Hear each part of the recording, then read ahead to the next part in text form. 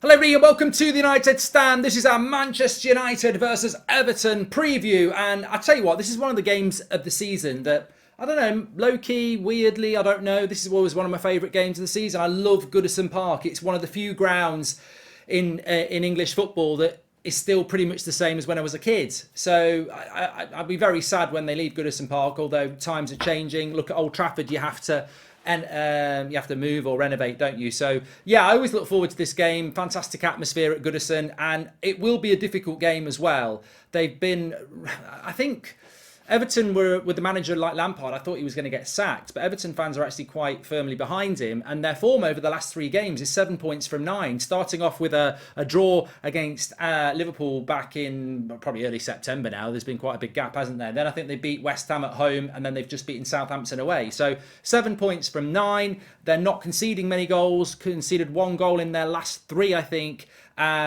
And he's really innovated that midfield. I think the midfield that he plays at the moment of Onana, Gay and Iwobi, very, very strong, very, very energetic. They don't give you a minute, and they're very powerful players. So it's going to be a difficult game. I said this after Man City. I said it after the win in Cyprus. It's going to be really difficult. And I don't think as United fans we should be walking into this game thinking we're going to win. The last few years at Goodison show it's not easy. We lost there last year and they were crap. We've had some major beatings there as well. Remember under Solskjaer, did we get beat 4-0 or something like that? And they're not a bad team at the moment. They don't concede many goals either. So, look, I think it's going to be a very, very interesting game. Sorry for that, just dropping off the screen there. I don't know why that's happened. But, yeah, I'm looking forward to it. And I think that the way that we set up in this game is going to be very, very interesting. And they've got the best defensive record in the league as well. I think they've only conceded like 7 games. But, look, at home, 2 wins, 1 loss and a draw, I think, or something like that. Or is it 1-2-1? No, 1 win, 2 draws, and a loss. But as I said, Everton's recent form is what has got them doing quite well. So how we approach this game after Man City, even after that he plays in the midfield, Ammonia, is going to be very interesting. I think Everton will be up for this, and they are quite well organised. I watched Everton play their first couple of games of the season. I remember them playing against Chelsea and Villa. And they played both in those games. They played well in both of those games, but they couldn't score. And I think they lost both game 1-0. And they were definitely better at Villa Park. So their defence has been solid all season. And we're going to have to play well to win this. I think Everton have been quite consistent. They don't score many goals, but they are well organised. And as I said, I think their midfield has become quite strong as well. Obviously, they've brought in Cody and Tarkowski. It's going to be really, really difficult. And I think that... well, look, that's how I would line up in this game. De Gea in goal. Hopefully Varane is back. Delot, Varane, Malacia. Luke Shaw's got to come in. I've got no problem. Sorry, not Malacia, Martinez. Martinez and Shaw to complete the back 5. Luke Shaw's got to come in. Malacia was poor against Man City. He was poor in Cyprus. So, look... I was talking about this last night. I don't think it's a major concern with Malacia. We spent £12 million on him. I don't think the projection was that he was going to come into the team and win his place straight away. Obviously, we started the season with Luke Shaw. He started badly. Malacia came in and did very, very well. He's had a couple of bad games. Luke Shaw comes back in as the senior left back. Malacia takes a bit of a timeout, maybe reflects, looks at where he made mistakes, gets another chance, because that's what competition for places are. So I don't really have a major concern about Malacia dropping out the team. It's not like we've spent £60 million on him. We've spent £12 million on a young fullback that's come over from the Eredivisie. And look, he's already played some good games for us. So realistically, he's ahead of schedule, Malacia. And we shouldn't be concerned or worried that he's going to drop out the team, because this is the whole point about development. He's the most developmental signing we've bought. He's the cheapest, and I think he's probably the youngest. But even if he's not, he's the one with the most potential. But we've got to get that potential out. Not the most potential, but, he's the one with the most development that we need to put in. And I'd say he's ahead of schedule. So it's not a problem that he comes out the team for a bit. And I think he's, as I say, his projections and trajectories is probably ahead of schedule at the moment. Into the midfield, it's got to be Casemiro, Eriksen, and Bruno. I'm not opposed to Casemiro, Fred and Eriksen, but we won't drop Bruno. So Bruno will play. He's the captain. He will play. Casemiro has to play over McTominay. And obviously Eriksen will play as well. I say that, I think Ten Hag's quite easy to predict on his midfield at the moment. It will be Eriksen and Bruno with McTominay or Casemiro. But as I said, I think this is where the game is going to get won and lost. Onana, Iwobi and Idris Gueye are very, very powerful, tenacious, relentless midfielders. And we're going to have to be on it. And part of me thinks, should Fred be in that midfield? Should it be Casemiro, Fred and one other? Could we get overwhelmed in the midfield with Eriksen, Bruno and Casemiro? I think Casemiro's fine, but are Eriksen and Bruno, after the Manchester derby, you can overwhelm them. And maybe there should be a change in the midfield again. I said this ahead of the Manchester derby a week ago. I would have played Casemiro over McTominay. And obviously in hindsight, it couldn't have been any worse. I'm going to say it again. Going into this game, I think Everton's midfield is really powerful and underrated. And I think that we should probably bring Fred in next to Casemiro and build a midfield three around that. I don't think he will. And I hope it doesn't come back and bite us on the arse. But Casemiro's got to play. You need to protect your back four. He's very good at that. And he needs to start being trusted. And Scott McTominay's been decent this season. But I think Scott McTominay's rightful place is on the bench as a rotational player. And if someone's out of form or you want to go a little bit more defensive, you bring McTominay in. There's no doubt about his qualities to, be physical, win aerial duels, etc. But Casemiro will get on the ball more. He's a specialist CDM, and we spent £60 million on him, so Casemiro has to come in.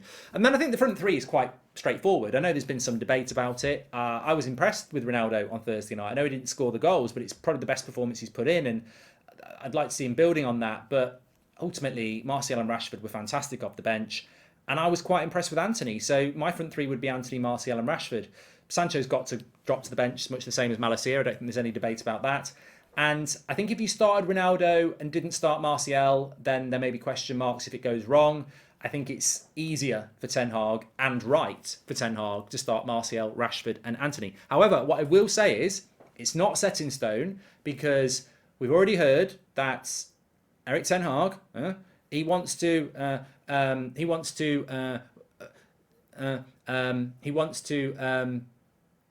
bring Martial into the team gradually and be careful with him. He might not start him against Everton for that reason. We are only 3 days after he didn't start him in Cyprus. So, maybe he won't start him in the game against Everton. Maybe he'll bring him off the bench and start Ronaldo. I don't mind if he does that, if it's for that reason that it's about taking care of Martial and feeding him back into the team. If that's the plan, and it might be the plan, then we just got to go with it. But if Martial's ready to start, you've got to start Martial. So there may be a chance where Martial's on the bench again. But let's not forget, if we start with Rashford, Martial and Anthony, and after an hour, Cody and Tarkowski are dominating Martial, which might happen, it might be that Ronaldo is more suitable to play against two centre-backs who are very physical. So it might be that we start Martial and you bring Ronaldo on. But I think that's the right way to go about it, isn't it? Because if you start Ronaldo and Martial's on the bench, there'll be people going, why is Martial not starting? But if you start Martial and he doesn't play well, you've got Ronaldo on the bench to come on. And ultimately, Ronaldo's got to prove himself in the Premier League just like Martial. But Martial's record against Everton is very good.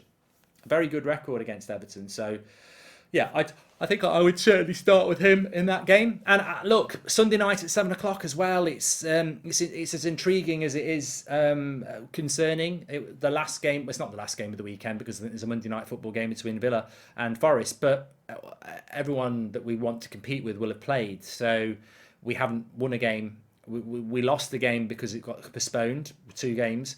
Some teams played when we didn't play, like Arsenal and Spurs, and they won.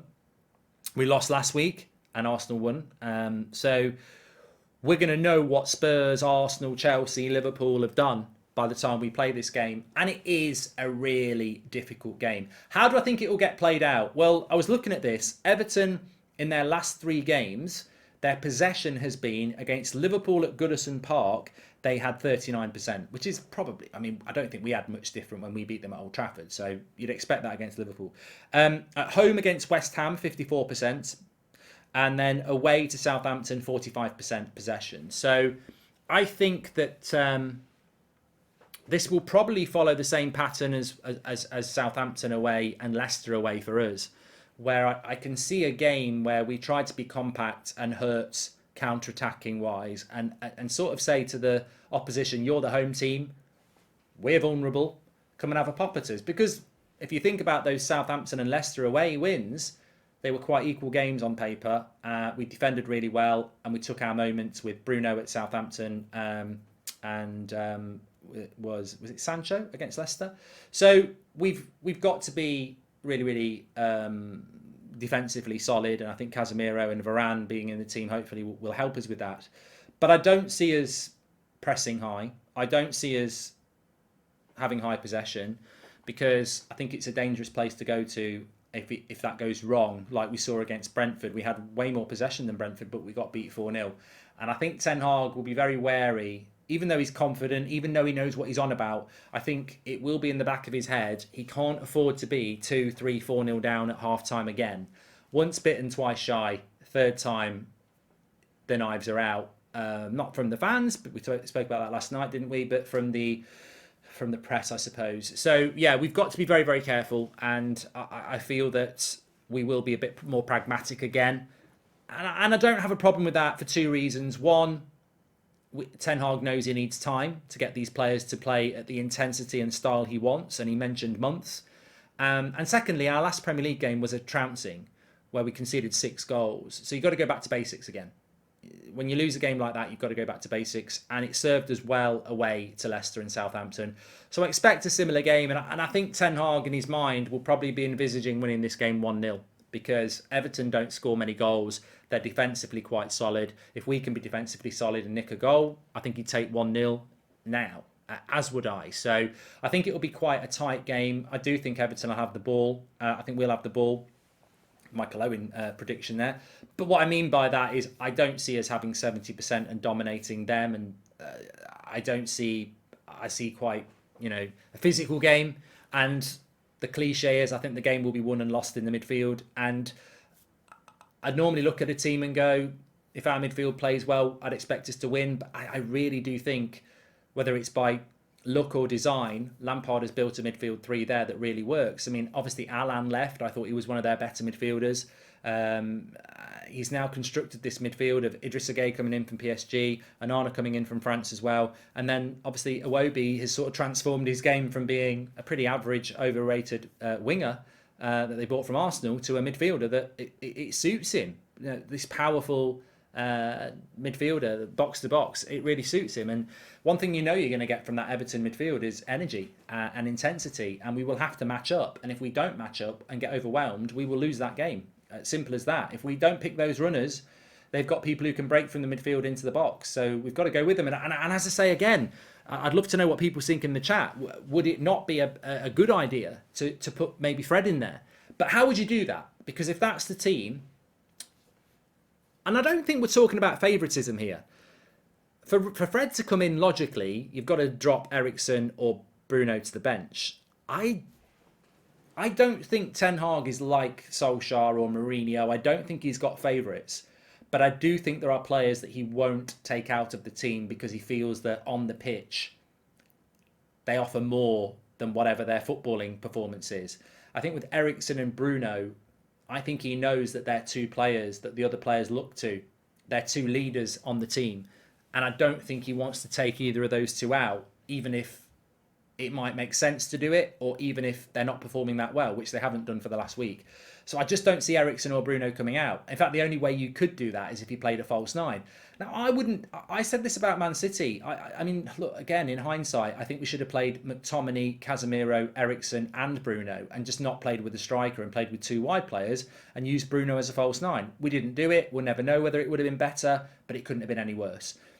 I look at this Everton game and I think, well, look, they've got Cody and Tarkowski. Do you need to occupy them with a Ronaldo or a Martial? Are we expecting to occupy them? Are we going to put Rashford through the middle and try and counter with pace? I hope not. Maybe we play Anthony off the right and Rashford off the left for the pace, and we put Bruno as a false nine and play Eriksen, Fred and Casemiro. I would like that. If that team news landed on Sunday night at 6 o'clock, I'd be quite happy with that, because I think it's tactically not a bad idea to get hold of the midfield and then sort of mess with Everton's heads a bit. What do the centre backs do when Bruno's the false nine? Rashford and Anthony diagonal runs. I think it could work quite well, and we would obviously have to counter attack with the false nine. but you'd be happier with the midfield with Fred and Casemiro in it against what is a very powerful midfield for them. I think there's a risk element, isn't there? I mean, if Eriksen plays well and Bruno plays well and you've got Casemiro, we'll probably win the midfield battle. But there is a risk there.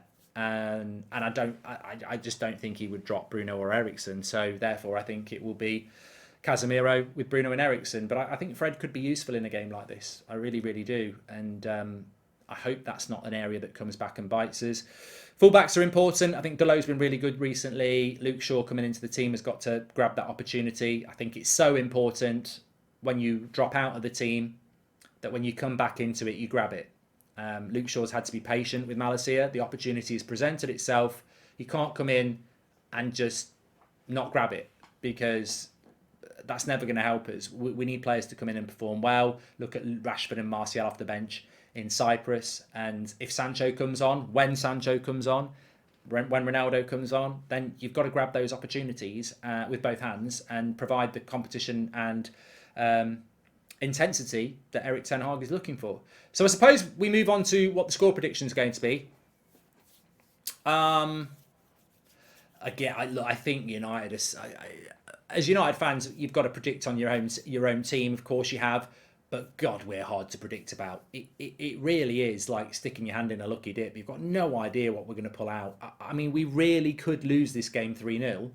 We could win it 2-0, or it could be a dull 1-1. I really find it difficult to predict. But I think that it's so important we win. I'm going to go with a win because I think it's so important that we win. I'm going to go with a 1-0 win because I am very happy with Erik Ten Hag, and I'm very willing to be patient because I think he is talking the talk that we want, and he is making the decisions that we want, and I think he's limited by the holes that we know are there that haven't been solved. So the job is ridiculously difficult, but if Ten Hag is to be successful, he's got to keep the players on side. He needs the media on side. He's got the fans, but we don't control the media and we don't control the players.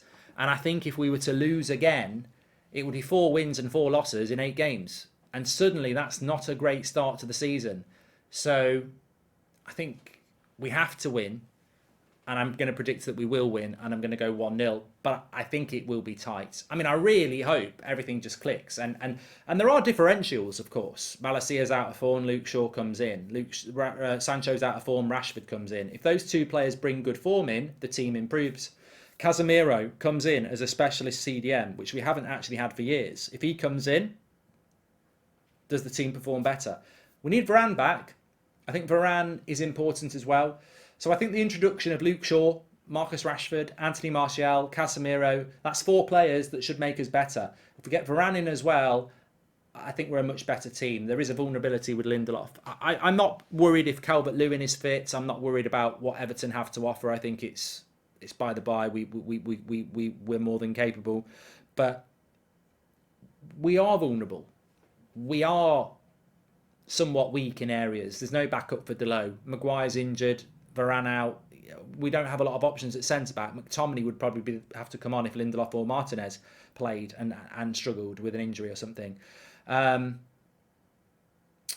We have no real option instead of Eriksen or Bruno. Up front, it's okay at the moment with Ronaldo and Martial. On the left-hand side, you've got Sancho and Rashford. On the right-hand side, Anthony and Alanga.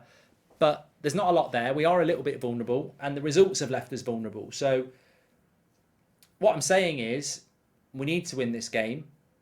I hope we win this game. We can win this game. And if we do win this game, I think we need to sit there as fans and say that's a good result against an Everton side that's taken 7 from their last 9, that's got the best defence in the league, that's got a really powerful midfield. If we can go to Goodison Park and win, that's a really difficult game after the Manchester derby. Sometimes you lose the Manchester derby and you're playing somebody away, your West Broms or in previous years, or your Norwich or your Southampton or whatever. They're difficult games, but Everton away, in the form they are in that stadium, that is a difficult game. And if we can get a result in it, then that is a good result. So that's what I would be saying to the players is the Manchester derby was terrible, but if you go to Everton and win, I don't think fans will be going, well, yeah, it doesn't make up for the derby. Nothing will make up for the derby because the derby is an embarrassment. But if you can go to Everton and win, it's not a gimme. It's not a gimme 3 points. It's a tough, tough game. And if we can win it, I think it goes some way to restoring some confidence. But as we know, intensity, consistency, sustainability, mentality, physicality, these things are all things that Ten Hag craves.